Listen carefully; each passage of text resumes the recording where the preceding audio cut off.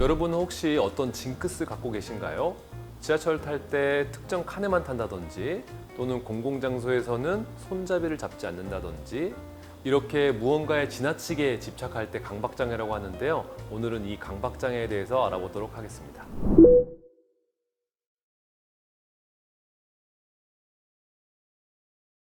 강박장애 치료에는 우울증 치료제로 알려진 세로토닌 관련 약이 많이 쓰이는데요.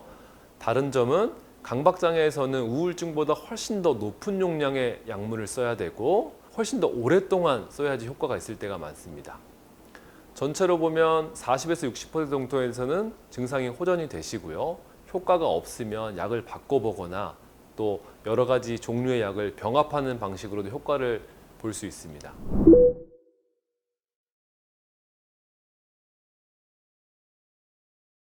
보통은 처음 치료를 시작하고 두세 달 정도는 증상의 변화를 보면서 환자에게 맞는 약과 용량을 찾게 됩니다.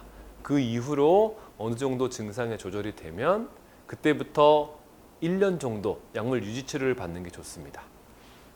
치료를 받고 증상이 좋아졌다가 다시 재발을 하는 경우가 많이 있습니다. 치료를 받고 증상이 조절돼서 강박장애 발병하기 이전처럼 지내실 수 있으면 약을 중단하고 치료를 끝내볼 수도 있는데요. 그런데 만약에 재발을 하거나 또는 처음에 있었던 증상이 부분적으로만 좋아졌을 때 이럴 때에는 유지 치료를 하시는 게 좋습니다.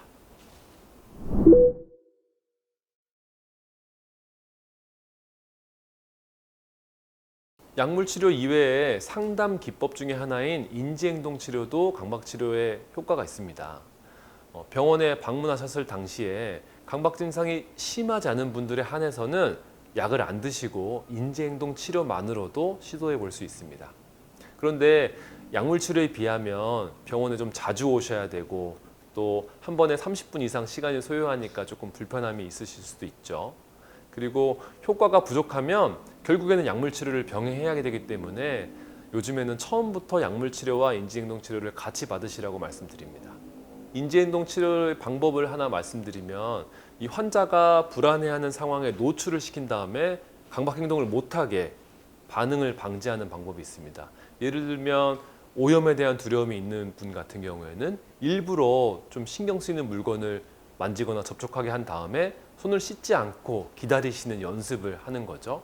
이게 처음에는 굉장히 불편하고 불안해질 수 있지만 여러 번 반복을 하다 보면 점차 불안이 감소한다는 것을 스스로 경험하실 수가 있고 이렇게 되면은 환자분은 불안이 내가 강박 행동을 하지 않고도 자연스럽게 감소될 수 있다는 것을 배우고 나중에는 강박 행동을 하지 않고도 조절을 하실 수 있게 되는 거죠.